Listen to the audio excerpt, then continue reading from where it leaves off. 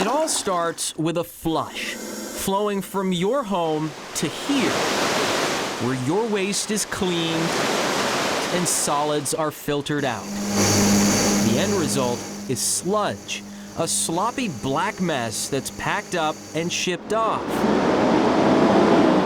But what would normally end up in our state's landfill is now traveling hundreds of miles north, crossing the border to Canada, ending up here in Fredericton, New Brunswick. The smell, every once in a while, we get a bad smell for a couple of days.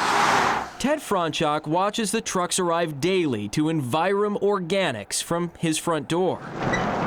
Concern is just what's going in there. Envirom, an industrial composting company, has the only contract to import sludge, also known as biosolids, into New Brunswick. So why are they taking Maine's waste? Well, right now, our state's largest landfill can't handle it all. We received 600 tons 1 or 2 days in a row, which completely overwhelmed the system. Its operator, Casella Waste Systems, says the slippery sludge makes things too unstable, and a new state law limiting what other waste can be mixed in has forced them to start shipping the majority of it here. And it's begun to raise questions from one side of the province to the other. It's easy to get into trouble, and especially in an environmental sense, and it's a lot harder to remediate it.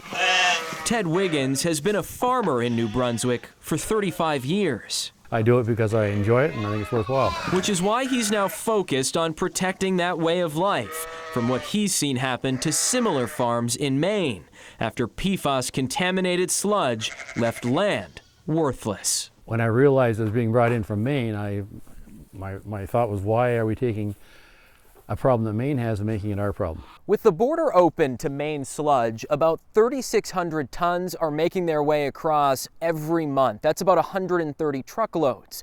And while the province of New Brunswick says that it has strict regulations for the importation of biosolids, some believe it's not strict enough. People here are scandalized that we're taking sludge from Maine. David Kuhn is the leader of New Brunswick's Green Party, which has been fighting to put restrictions on sludge similar to what Maine passed last year amid concerns over PFAS. Until we actually have a regulatory framework with legal teeth that sets in place the requirements for monitoring of PFAS chemicals and establishes some actual standards, we shouldn't be importing sludge from Maine at all. While in Canada, the I-Team tried speaking with New Brunswick's Minister of the Environment. He refused to do an interview with us or answer direct questions about how the province handles sludge imports, but did tell us in a statement. New Brunswick is currently consulting with the federal government as they are looking at developing new standards to address PFAS.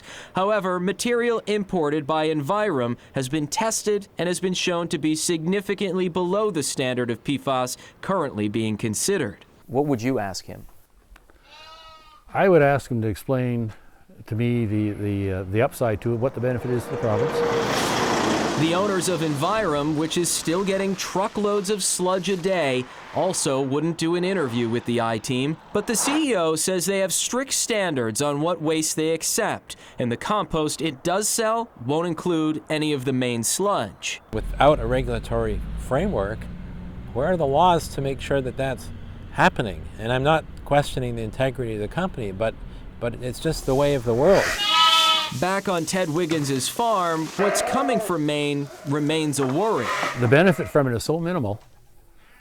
Why would we want to take that risk? While the province already bans direct spreading of sludge on fields like his, In most cases, I think you should take care of your own garbage. Wiggins doesn't want to see the mistakes Maine made impact his way of life. Do you have hope that some action will get taken on this? I think if enough citizens become aware of it, and enough people start asking questions, I think they're going to have to respond at some point.